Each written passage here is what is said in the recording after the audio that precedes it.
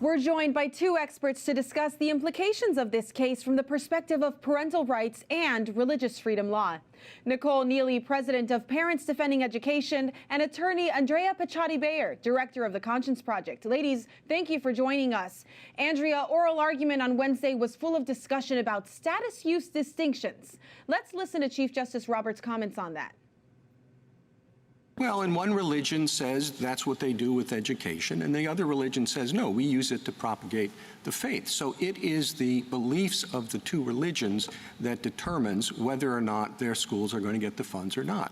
And we have said that that is the most basic violation of the First Amendment religion clauses, for the government to draw distinctions between religions based on their doctrine.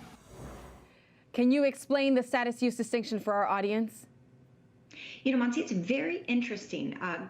Prior to the oral argument, I thought I understood the status use distinction as being a distinction without much of a difference. And this was an issue that the government in Maine was trying to point out. They weren't discriminating against schools because they were religious. They were choosing not to involve schools because of the use of religion or the role of religion in their education. But as I was listening to argument on Wednesday, it really seemed like Chief Justice Roberts and the other justices were looking at this more from a traditional discrimination lens, that they were choosing to allow education, if it was private, to come in if it had no trace of religion to it, and discriminate against religious schools where religion was going to be woven through the education. So it started off being, I wonder if this is going to be a distinction without a difference, to really centering us back to the critical issue of, is religion being discriminated against in this school program? And I think at least 6 of the justices said, yes, it is, and that's unconstitutional. Well, we're going to get to your predictions on this case in a moment, but Nicole, let's talk about your role defending parental rights in education. Why is this case and this issue so significant to you? Sure. This case is fascinating because we have seen over the past 2 years, as children have been stuck at home doing Zoom school, parents have been horrified about the kinds of things that their children are learning because suddenly classrooms were in people's living rooms. So they were disappointed in what was being taught, what wasn't being taught, learning loss not being addressed. The war on merit, gifted programs being phased out. And I think overall people have realized how disenfranchised they are by the school system. And again, I mean, this is being done to our children with our tax dollars in our name. And so the fact remains that once people know what is going on in their public school system, they want an out. And often case, you know, where they want to go to are, you know, their parochial schools, their religious schools. And so school choice is such an essential component of addressing the rot in our school system. And so, you know, yesterday's case or argument was really important, and we're going to be watching it closely.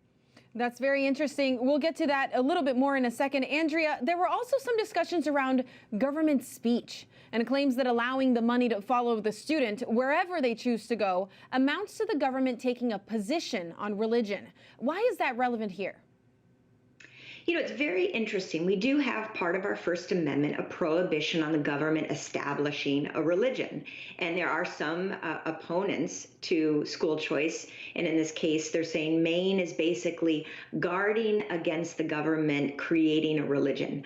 Well, what came out of the argument is, in Maine's case, there's actually more involvement by the government in reviewing curriculum of religious schools and in entangling itself into it than it will if you just allow parents to make a free choice to the school that best fits their children. You know, so it seems like it's a bit of a red herring to claim that the Maine school sectarian rule is a way to guard against an establishment clause problem or an establishment issue. And instead, what they've set up is one that gets the government looking into textbooks, looking into proposed curriculum. That's the kind of problem that we want to avoid. And allowing parents to choose and basically enabling that choice is a way that we avoid any kind of establishment issues in the first place. Nicole, there was a back and forth between Justice Alito and Mr. Taub, the lawyer representing the state of Maine, that begs 2 questions. Let's listen first. Suppose parents want to send their child using this money to an elite private school, Exeter, Andover, Miss Porter's. That would be okay, right? Yes, those schools would likely be approved. And they would provide the equivalent of a rough equivalent of a public education? Yes, they would. They would? Yes. The defining feature of a public education is that it's religiously neutral. Now, you could go to Andover. When you say a public education, all you mean is a secular education. That's what you mean. That is the defining feature. Why do the choices for parents and students have to be limited to non-religious schools? Was it surprising that very expensive elite schools were okay, but a parochial school would have been out of the question? Nikki.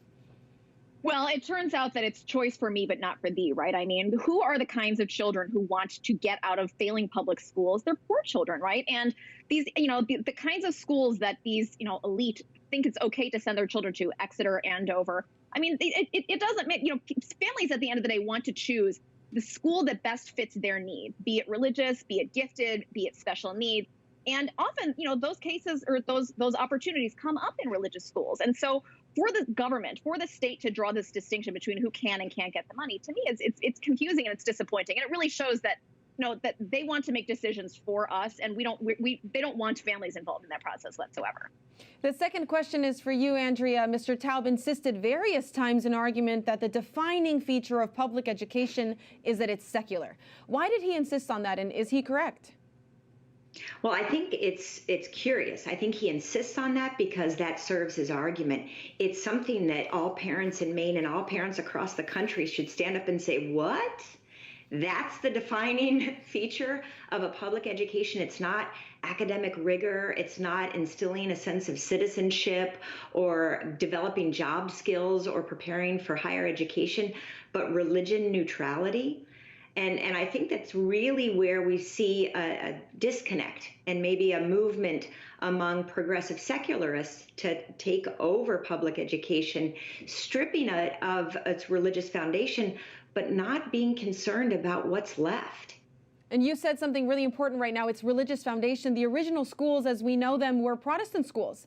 They did take a position on religion at the moment that just after our Constitution was created, and state-level constitutions were created too. And we saw anti-Catholic bias there as well. Did we hear any of that in argument? It's interesting, hearkening back to the Blaine amendments of the late 1800s. This case isn't about a Blaine amendment, but it's kind of like Blaine 2.0. Instead of being anti-Catholic, these programs, and Maine's program is anti-religion. Its sectarian rule excludes religion from the educational background or horizon for children. And that's something that most parents know is part of their family, especially people of faith. It's part of their family's culture, and they want that to be something not just limited to a Sunday school experience. Right. Nicole, we watched the Virginia elections this year and various moves around the country to focus on school board elections as well. How is this week's case related to that effort, and is there anything that we glean from it that'll be useful to you? Sure. I love Andrea's point about, where values are and people not wanting that to be restricted just to Sundays, because I think that's an essential element of a lot of the unhappiness we've seen from families. We see schools now sort of in an adversarial position against a lot of families. Teachers feeling it's their mission to deprogram children from the values that they learn at home. We see teachers with their TikTok saying, you can't keep an eye on me for 8 hours during the day. And people are horrified by that. They expect their children to go to school to learn to read, to write, but not to learn all, social engineering and social justice. We have seen astonishing learning loss over the past several years, which parents are deeply, deeply concerned about. Yet schools are spending finite time and money buying divisive books and talking about issues that families would rather discuss at home in a family setting on their time.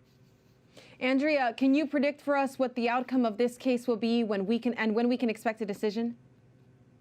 I wish I could be 100% accurate in my predictions, but I think I'm getting close. After hearing oral argument, I believe it's going to be a win for the parents in Maine, and it hopefully will not be limited to just the Maine program, but really open doors for more creativity across the country.